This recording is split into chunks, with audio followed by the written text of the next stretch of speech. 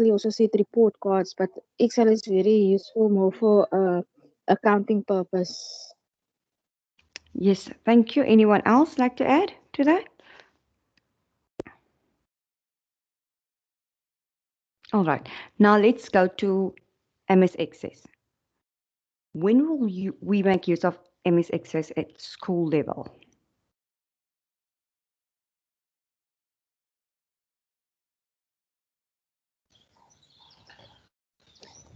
MS Access at school level. Right? Martinez, you may go ahead. Thank you. And mainly we can use it for administrative purposes, either keeping records of students' personal details, contact details, their parents' details, because it's a database application. And you can also use MS Access to generate reports from the data, either if it's the academic records that you can put into the database and then generate reports on it. Either something simple as attendance or all those type of applications. It's very useful to use MS Access database structure and reporting and querying structure for those kind of purposes. Yes, correct. Thank you. Janae? Management also use it to create like timetables or schedules for the teachers so that it's available to everyone. Yes, thank you. Kashifa?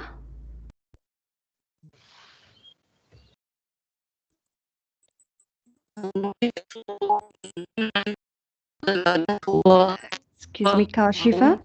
Please mute yourself. You're breaking up. And then unmute yourself again. Mute yourself and unmute again, please. Can you hear me now? Bit better. You may go ahead. Thank you.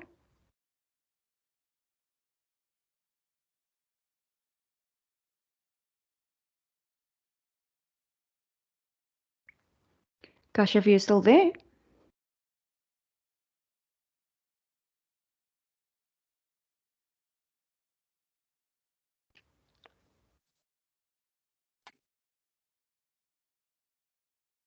Hello? Yes, good day. I can hear you. Okay, perfect. Thank you. So we used it to generate online classes for our learners who were doing this work from home and not attending now during the COVID period.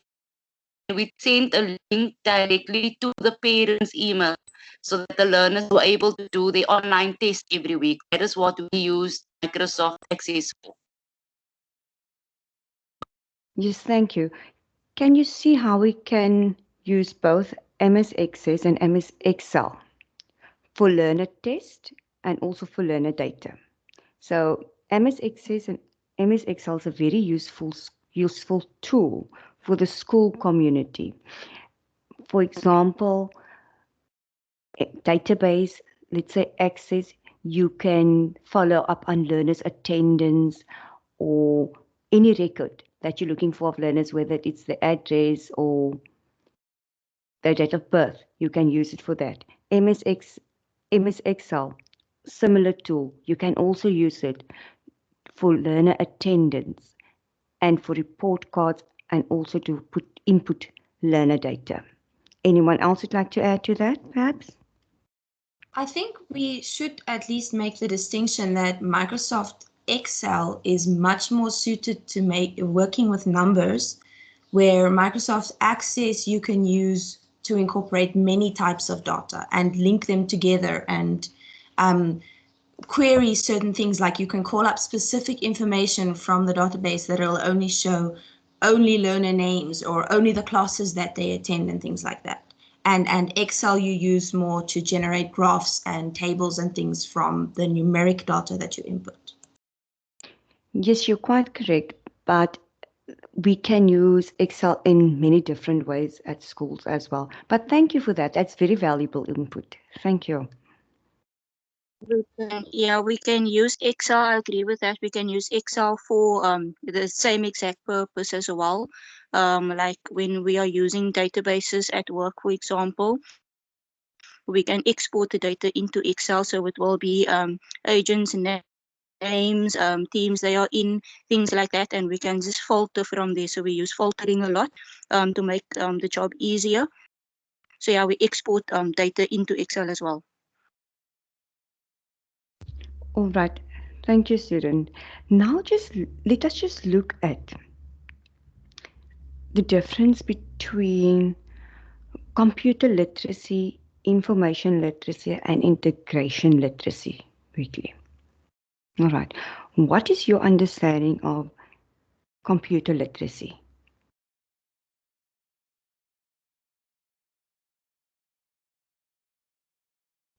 Computer literacy would be knowing about computers and being able to use them, knowing how they work.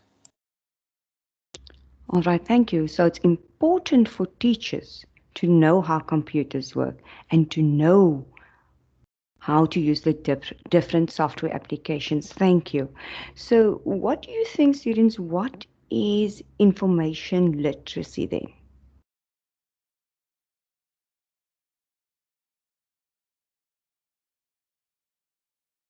It is being able to gather information from different sources by selecting relevant material and organizing it into a form that will allow the teachers to make informed decisions. All right, thank you. Danae, would you like to add? Thank you, student. Yes, it's used to search for information, like she said, and to make sense of the online information. And then if you use the technology to collect the correct information, then only you can go on to integration literacy. All right, thank you. Now just give me an overview of what your understanding is of integration literacy. Remember, computer literacy has to do with your skills and abilities to work with computers. Information literacy is when you use technology to search for information. So what will integration literacy be?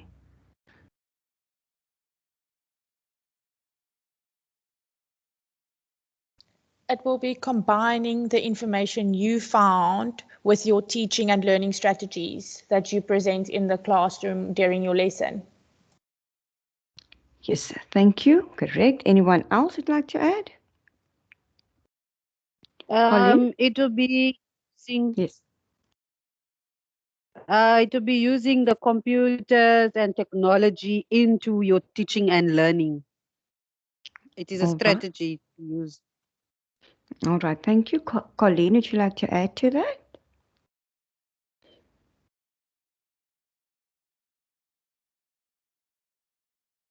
Yes, Jennifer, your hand is up.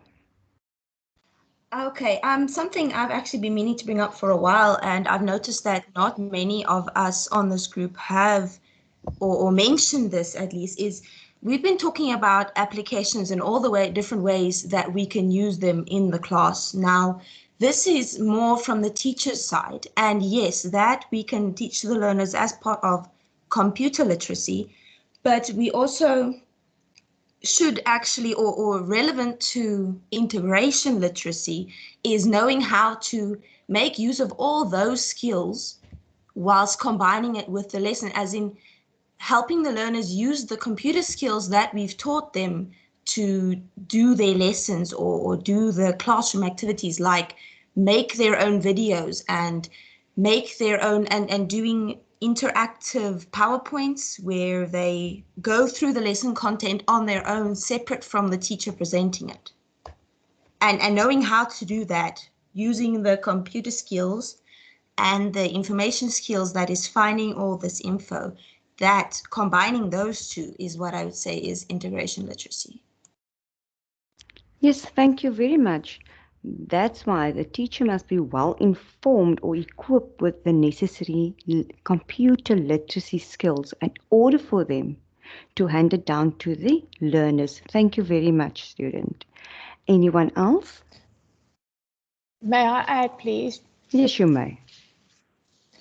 My opinion on this that Jennifer just said is I feel that like Microsoft Word, PowerPoint, Access, and all those applications aren't really suitable for the use of children, especially because it can get so intense and difficult.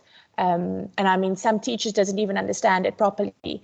I feel there's different apps that's much more child friendly and that's got way more benefits for the student to use and for the teacher to incorporate in their classroom. For example, Reading Eggs or Math Seeds. It's amazing programs that really has way more value in using. All right, thank you. And do keep in mind, students, that some or most of the schools nowadays have a computer class, all right? So when you take your learners to the computer class, or you have, who's the person called again that's doing troubleshooting at schools and updating the schools regularly? Technical backups. The ICT coordinator. That's why. So that's why you have an ICT coordinator at schools, and he can help the learners with the necessary computer literacy skills. All right. Thank you. Jennifer, your hand is up. Would you like to add or say something? No, not this time. Thank you, Jennifer. All right. Let's just look at, just a second. Let me just go to the roles of the ICT coordinator quickly with you. All right. The ICT coordinator, he's looking at the daily operations of the school's ITC functions, all right? He is the network administrator that's on duty at your schools, and he basic problems and reports the major problems to external contractors, for example, the department, if you have major problems with your computers. And then he can also help with the training of teachers and the learners, all right, who is responsible in using the ICT equipment. All right. Now, students, let's just go to 21st century, fourth industrial revolution, and artificial intelligence.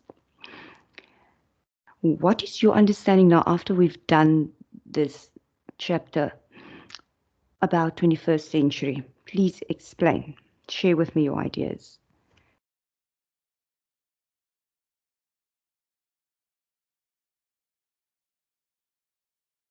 Sorry, can you please repeat the question? All right, 21st century skills. All right, can you just share your idea on 21st century skills, please? It's the skills that the learners in today's generation needs in order to successfully work with, I think, technology. Yes, thank you. Any student like to add to that?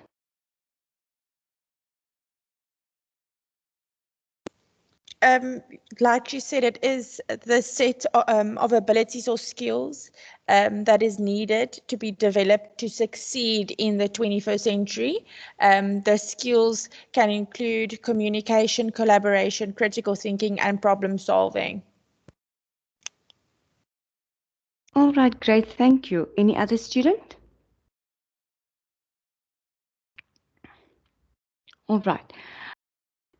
Remember, we prepare learners in the 21st century with the necessary skills for them to survive or to succeed in this information age era.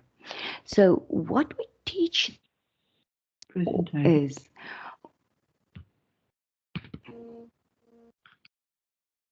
What we teach them at school is learning skills. Now remember, under learning, we're teaching them critical thinking, like I've mentioned, creative thinking, collaborating, and also how to communicate. Then literacy skills is the other leg. There we give them the necessary skills of how to use information literacy, media literacy, and technology literacy. Then with life skills, we teach them to be flexible, make use of their own initiative. Social skills we upskill, the productivity of them, and we also instill learnership. All right. Leadership. So the three categories then. The first one, like I've said, is learning skills. All right. Here the teacher learns the learner about the mental processes. All right. The mental processes that is required to adopt and to improve upon a modern work environment. All right. Secondly, with the literacy skills, here we focus on how the learners can make use of facts and technology. All right. With life skills, we take a look at all the intangible elements of the learner's life. All right. So this will focus both on their personal and professional qualities. All right. So that is, anyone else want to share, have any other ideas that they want to share with us with regards to 21st century skills? Anyone? All right. So that is the 21st century skills in a nutshell. Now let's just move on to the fourth industrial revolution. What is your understanding, students, of the fourth industrial revolution?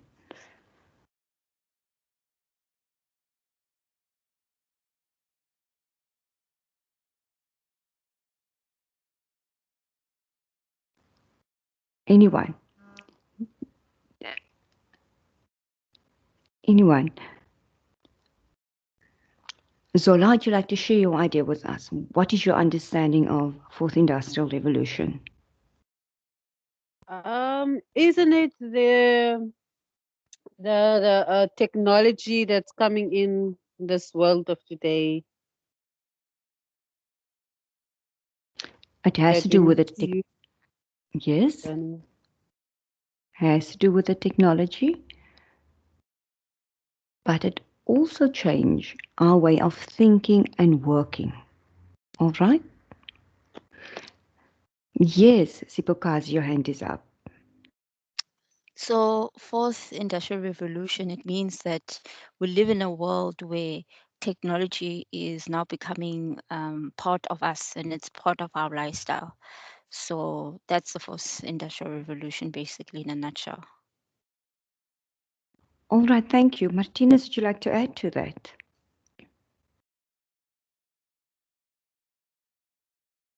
Yes, I agree with the previous student.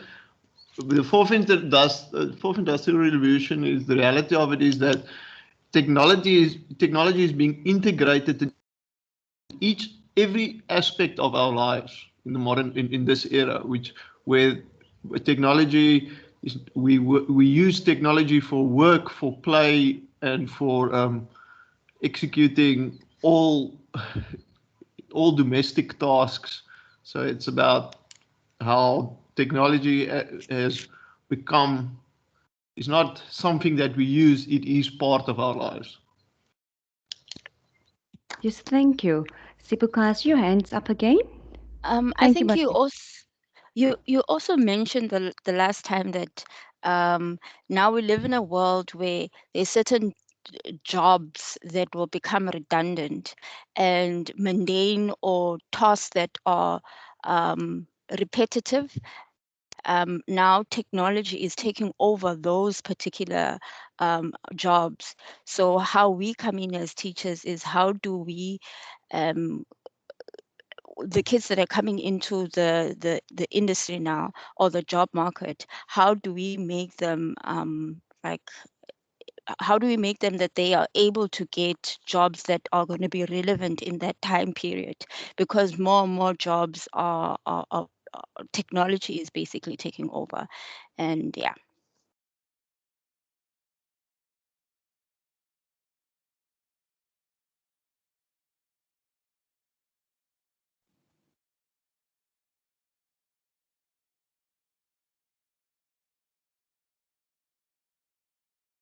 Hi. I'm so Can I- sorry, my mic was off. Sorry, students. Kashifa. I'll So come back to you now. So my opinion with the fourth industrial revolution, I think it's more just for us to understand the difference between, or the difference in change. Like for example, today we're using all this computerized applications in the classroom, where maybe in our parents' time it was just your blackboard and chalk, not even maybe the whiteboard and white marker. So it's to show us how things has changed in this new revelation, and how we are using technology in our daily lives now and in our schools and classrooms. Yes, thank you. Thank you. Yes, Ilse, your hand is up.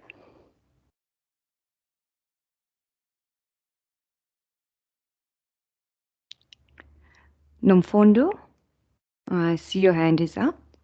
Yes, Would you like okay. to add? Yes, Yes. what I wanted to say is similar with what Sipokas had just said now, that it means that we have to shift the way we're doing things, like from the traditional teaching method towards to new method where we will use the technology, as they have mentioned that if we were using the traditional classrooms, now we have to use online, as we are doing now, because now we don't attend the classes as we usually do. We do our classrooms online, and it also gives a flexible learning, because you can be able to work on your own now and at your own pace, with no pressure that follows you. Thank you. Yes, thank you very much. Good. I like that thinking. Sipokasi, your hand is still up. Thank you, Nomfundo. Oh, no, sorry, I never lowered it. All right.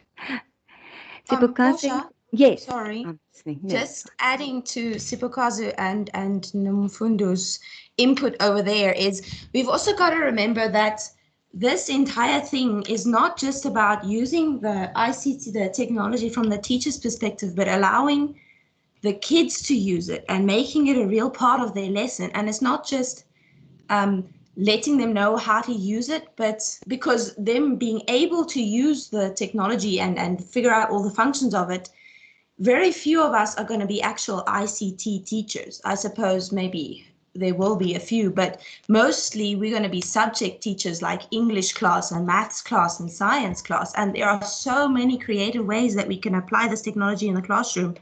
Like, if the kids bring their own devices, how many children these days, as in high school kids, have not got access to a smartphone or a tablet or at any kind of computer? So integrating this totally in the classroom, like making it use of the technology as part of the lesson.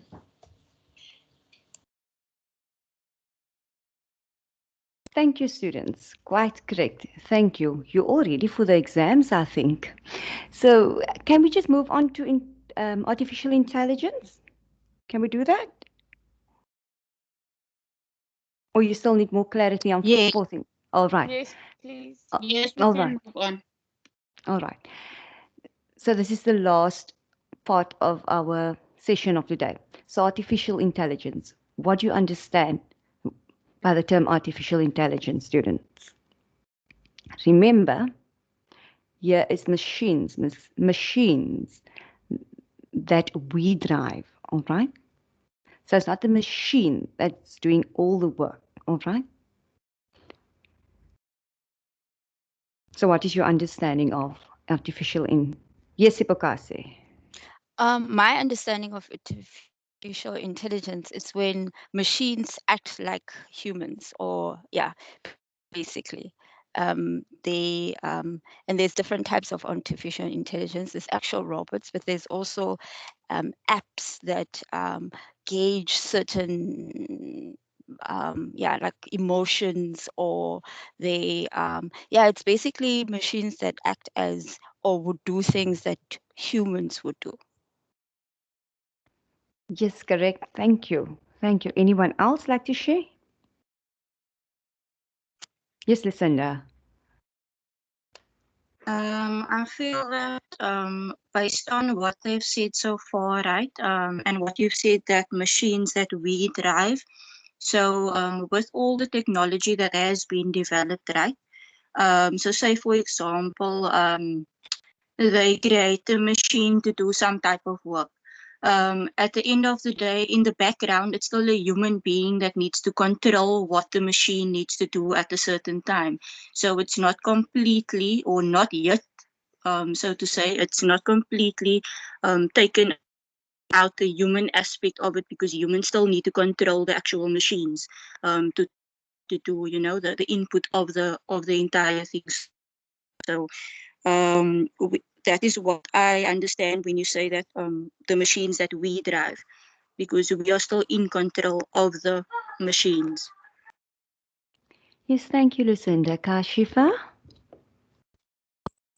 I think like with artificial intelligence, it's more programs that is it's being used today, right? But it's program that is meant to think like humans. If we look at, for example, our cell phones that we use every day, when we go on Google, or for those that has a Apple phone and they use the application Siri, so we're speaking to our phone and we're actually getting a response as if we're having a conversation with a human, but it's an application. Yes, thank you. Thank you, Kashifa. So, oh, you, all right. So what you must know is that machines, all right, they act or they have human-like characteristics, all right, but they have an artificial brain, all right. That is something you must remember when you do this in fourth industrial revolution and artificial intelligence and 21st century skills. All right. Now, students, just tell me how you approach. Sorry, Portia. Yes. Sorry, Portia. Can you just Yes. repeat that again, please? All right. What you must keep in mind is that with artificial intelligence, machines, they have human-like characteristics, all right? But they have an artificial brain. That is what you must remember. Now, that will help you to distinguish between 21st century skills. We equip the learners with the necessary skills for the fourth industrial revolution. All right. That will bring us to the artificial intelligence. All right. Anyone else would like to add anything to our discussion of this morning? No, thank you. About Oh, yes. artificial intelligence, is it being used? I'm not sure if I have the proper idea of it or if I've seen it before in the classrooms. Is it like maybe Siri, for example? Excuse When you me, ask what? when you a question and then she replies to you. Yes, like Has it Kashifa. been? Oh, I can't. You're breaking up. Please repeat yourself. I just would like to understand the artificial intelligence properly, because I just want to know if I've seen it before in the classes. Is it maybe, for example, Siri, where you ask a question and then she replies to you? All right.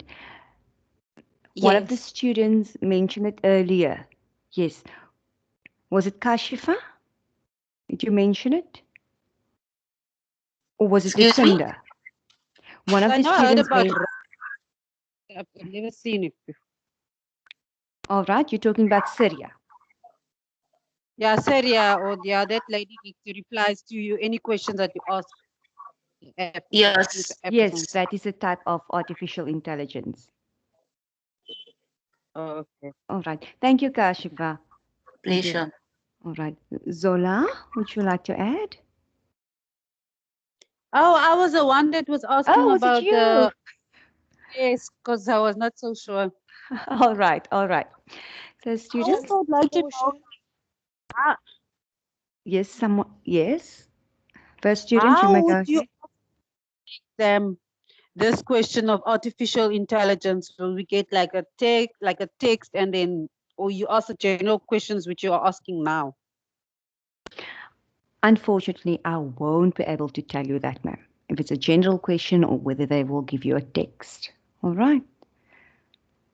Thank you. Okay. Yeah, all right. Lucinda. All right. Lucinda, hand is up. I just wanted to ask, off topic from artificial intelligence and things. I feel that I think I might have missed the session on hard drives or the hardware of computers. I'm still kind of puzzled around that aspect of the module. Can you possibly tell me in which session did you cover hardware and things? All right, we did that on Friday evening, but remember, I'm going to send the presentations through to Adele and she will forward it to you. All right, she will email it to you. Okay, thank you. Thank you. All right, Thank you. that good. Pleasure, Danae. Your hand is up. Yes. So for the student that asked about how you incorporate AI in like education, I know, Portia, we went through a slide that says benefits of AI in education for the learners. So if she maybe just go onto that slide, she'll have more clarity, because it does speak about voice assistants and virtual tutors, and it offers the learners like a digital textbook and so forth. Yes, thank you. Thank you, Sazola. You can just go over on that, go to that notes or the recording, all right? Okay. Anyone else have a question? Sure. All right. So students, all right. Kashifa, hand is up. Sorry, I have a that, question, but it's more towards the teaching aspect than the actual subject. When I was doing my internship at the primary school, I was offered an opportunity by WCD for a 3-month contract. So I took up the contract. It was for a grade 2 class. But what I've experienced at the school itself, there was a lot of older educators there, and they weren't very open to integrating computer integration into the classrooms. I think the only applications that we used was Microsoft Access and then Excel, which was for our work from home learners. How do we adapt to that as the new generation, or the 21st century generation for that matter, in the classrooms, if the schools or a lot of the schools is not open to it? All right. Did they have any trainings? Training was offered. There are some educators that did go for training. I think it was set up by the principal himself. It wasn't by the education department though. But a lot of the older educators has not gone for the training. They prefer the older methods of teaching. Yes, that is the problem we have at schools nowadays. That's why we train you as students, to show the older generation, as you say, how to make use of ICT in the classrooms. Right. Danae? Portia, sorry, Portia. Yes. Yes. Yeah, I As a think Dorothy? yeah, I think what the other lady mentioned is true. I think the older generations are very nervous about using the technologies because they're not sure how to use them. So they kind of prefer the traditional way of teaching. So I think maybe if they get used to it and they see how beneficial they are, these new technologies in the teaching, they'll be more comfortable. Yes, definitely. That's why more training trainings. Yeah, more need training to- is. It's just I think they're Yeah. very nervous. Yeah, they don't really know where to start or how to work around it. Yes, definitely. Thank you.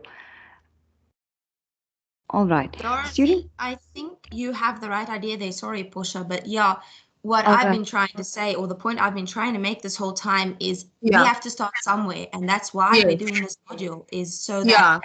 we are the ones that have to start this, because no one Yeah. else that's already teaching is going to do it. Sure. No, that's very true. Yeah. Yes. Thank you, Jennifer. It's true.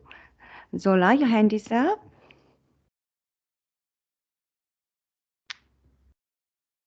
Zola? All right, Oh, students. if sorry. you- Oh, Yes. yes. Oh, okay. Was it a historical hand? All right. Uh, All right. Unmute. In this question paper of the special portfolio of May, June 2020, they give us that circle thing, the activity, what you call the activity system. Then they're asking us to write a representation of A, B, C, D and state the role of each represent for 12. If you know, Yes, sir. I don't know if you know the question. Excuse me? The question of the activity system of a classroom. Yes, unfortunately, I don't have that paper with me. All right. Yes. Okay. All right. Yes, Jennifer? Oh, Portia, sorry, Yes. change of subject. I've been meaning to ask this, and I really believe that it's quite important for us because it's part of the previous question paper. Yeah. Question 4, the case study. Can we talk a little bit about that? Because there's a good few marks there that we have no discussion on whatsoever so far, even in the study guide and in these online sessions, because this, well, not particularly this case study necessarily, but there's another case study in the study guide that's part of our learning material that there's no discussion on. So we don't know really what the answers are to the questions that they ask. Okay, and what page is that? Is it in an exam paper? Oh. It's on the previous exam paper that we've been given that I posted earlier on the previous session, the 2019 October, November. It's the question 4 is the case study. Let me just see if I have it.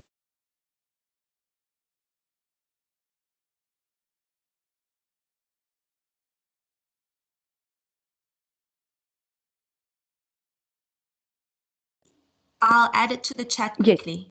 All right, thank you. While we're waiting on it to add it, students, tell me, how do you approach multiple choice questions?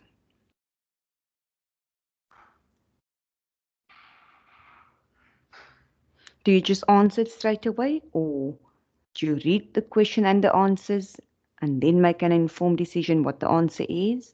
Yes, Jennifer, your hand is up. Well, with a multiple choice, you would read the question and read all the options and consider which one fits best.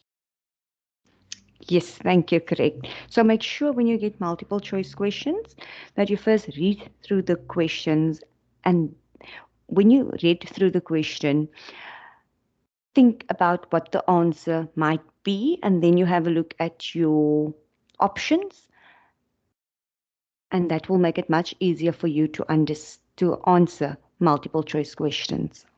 All right. Anyone else would like to add to that? All right. Speaking of the multiple questions, when they ask us to answer it in the exam, do we have to do it on a Word? Because this is my first time writing online. On a Word document to answer those questions, or is it going to be like a template where we select? All right. If it's All right, Danae, can you help the student there, please? Yes, I can. So how the semester exams looked, I didn't write CIC as it's a year subject, of course, but we wrote SED, TAM, and other ones that I can't remember. They all were multiple or MCQs, multiple choice. So how the exam paper looked was you can download them, and it was on my UNISA. So this is the same way we will be writing CIC. However, the lecturer did say that there will be text or like written questions as well. So I'm not too sure about those. I can only help with the MCQ ones.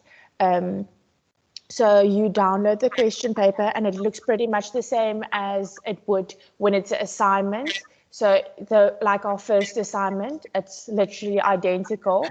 Then you can print it out to you, you can circle it, or you can answer it on the online if you would want to. And then it is those, I don't know if you know the template that we had to fill in when we were submitting our first assignment. It literally says question 1, 2, 3, 4, 5 on the left-hand side down, and then on the top it would go 1, 2, 3, 4, and 5, which would be the answers, which would stay the same throughout the whole thing. Then you would go, question 1 is, for example, 1, which would be an A on the paper, but it will be a 1 on on the answer sheet. So, but I know it seems confusing. Maybe I'm just not explaining it properly, but it looks exactly the same. It looks exactly the same as we did when we submitted our assignment. Yes. Okay, thank you. All right. But that was Thank that was you. my experience during my semester 1. I know they changed several things, so I can't promise you that it will be the same again. All right. Thank you, Renee. Kashifa, your hand is up. One of the lecturers sent an email for one of my other subjects. They said you could either do it answering on Word and then uploading it the same way that we would do our assignments. That is what I did with my semester exams. But another recommendation that he gave, if you prefer writing, you could write it on your page and then download a scanning app onto your mobile phone so that you could scan the paper and then upload it the same way that we would do the assignments as well on my UNISA. Oh, you can do that for multiple choice questions also on Word. I thought it's only for the written ones that you can scan and that. No, with my semester exams, I did my multiple choice on Microsoft Word as well. So I type the question and then I'll put in my answer, whether it's 1, whether it's A. And then once my entire question paper was answered, I saved the document and then I uploaded that document. I first converted to a PDF and then I upload the document the same way that we do our assignments on my UNISA. Oh, okay, cool. All right, thank you. Student, if we look at question 4, all right, the case study. They have in there. Yes, Lucinda, your hand is up. Lucinda? Just around the exam paper, right? So say for example, if it is a combination of multiple choice and written work, right? Would you say that it's best for us to write the multiple choice answers on the same on like a Word document with the written answers and hand it in and scan it in as one document?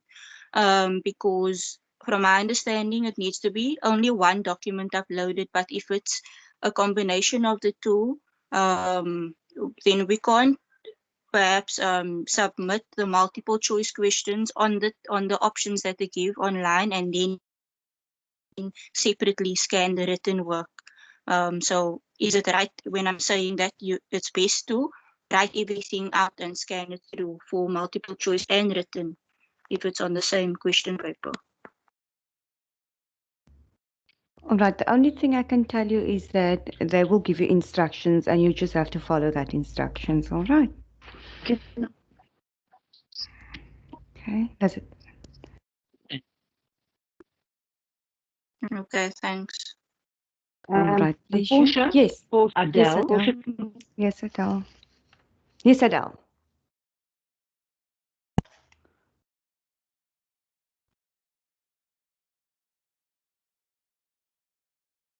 Students, with regard to your case study, you must read the case study and see what they ask of you or expect from you, all right?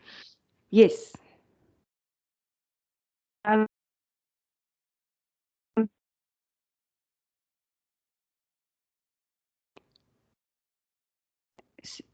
Adele, you're breaking up?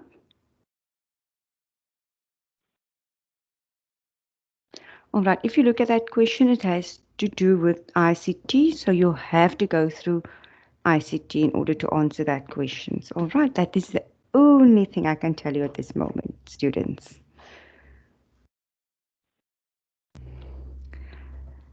Please make sure that you enter your student numbers in the chat function. And then you also have to complete the feedback form. Yes, Caroline? Is it Caroline? Yes, students? Hi.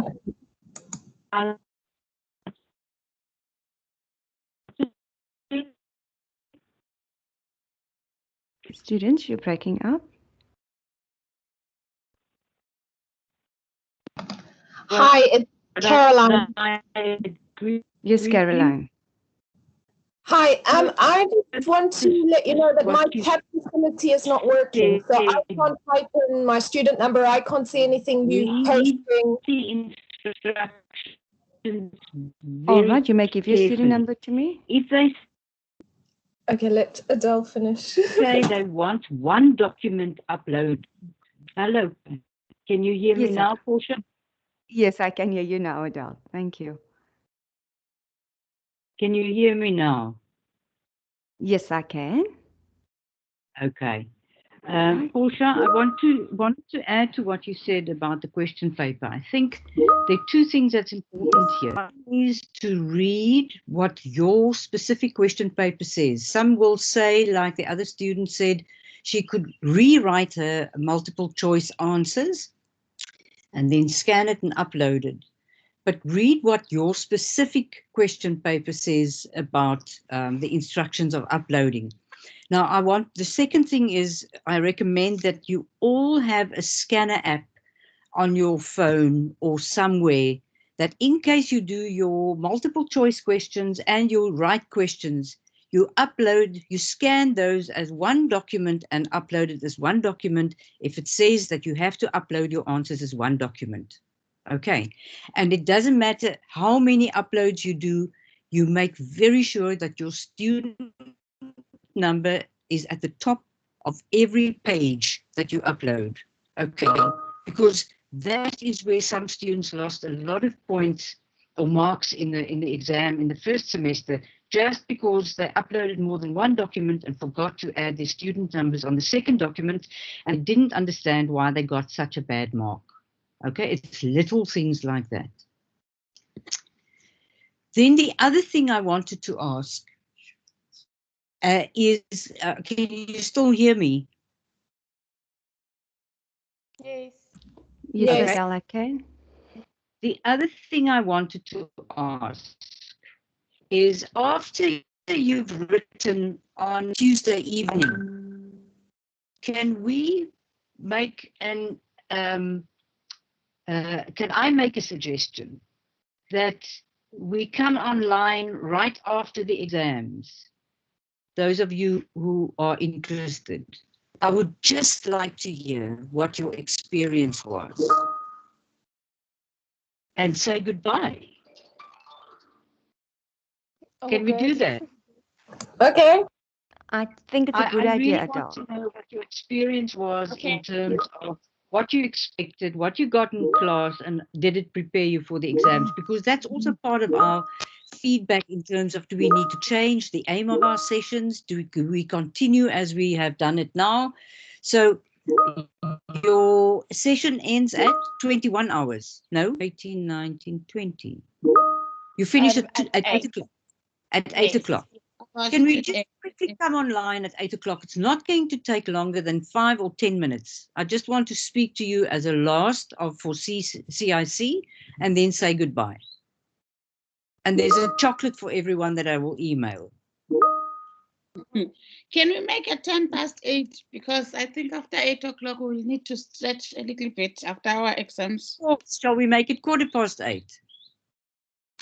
Yes, that I will work. think if we open at 8, then we can just go in right after we're done, and then so we just deliver how we feel right after, and then as soon as we're done, we can leave. Is that fine? Because sleeping is normally what I do after exam. Okay, I'll be online from 8 o'clock. Thank you. And actually before that, because some of you might finish before 8. Yeah. Okay, that'll be great. And once again, I think you were a really, really special group. Thank you for your interaction, and you are a very kind group. Thank you so much for that. Okay, Portia, I'm done for today. All right. Thank you. Thank you, Excuse Adele. Thank you, Adele. Portia, Yes. I can't load up my student number. Can I give it to you? Yes, you may. 676 676 59233. 233. Thank you. Thank you. All right. Thank you, students, for joining me this morning. Adele? See you again next week. Well, Could excuse I me. also please give Yes. you my student number? Yes, you may. Okay, it's 59 59 75 75 1592. 1592. Thank Yes, you. I also can't download the 2019 paper that Jennifer posted. I can't seem to open it on the chat. All right. Can I email it to you later? Who must? Yes, that's fine. It's Tasmia. Tasmia, what's your student number? You can just give your student number. I just gave it. It's 59. Oh, all right, it's you. All right, Tasmia, I'll do Okay. it. It's Thank you so much. 5975 1592. Yes, that's correct. Thank you. All right, pleasure. Thank you, Portia? students. See you next week. Yes. About this class Adele was talking about after exams. Some people has extra times or has like that 50-minute extra, so I don't think it's gonna work. Aren't we gonna get in trouble if we're still busy buzzing the exams and then like that? Is it Adele? What do you think? Can we make it a bit later then? Point taken. Point taken. Okay, what time then?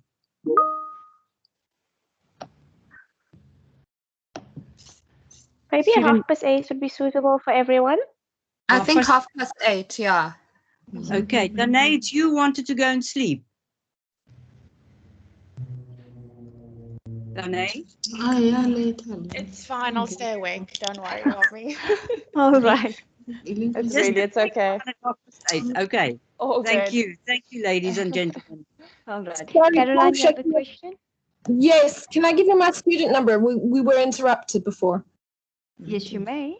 It's 39231461.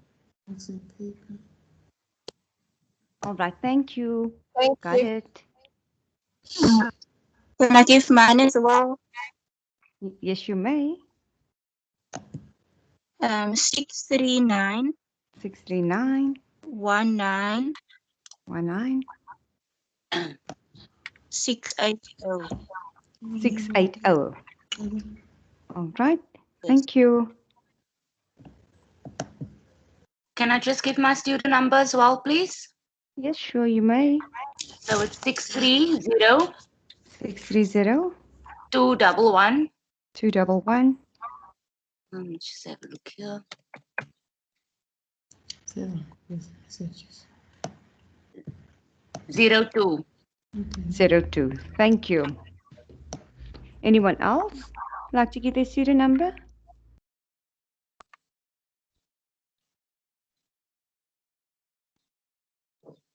All right, Caroline, your hands up. Sorry. All right, all right. Thank you, students, and good luck with studying and the exams, eh? All the best. Yes, good luck. And you're going to do well. You all sound very prepared. Definitely. Thanks, Portia. Pleasure, Adele.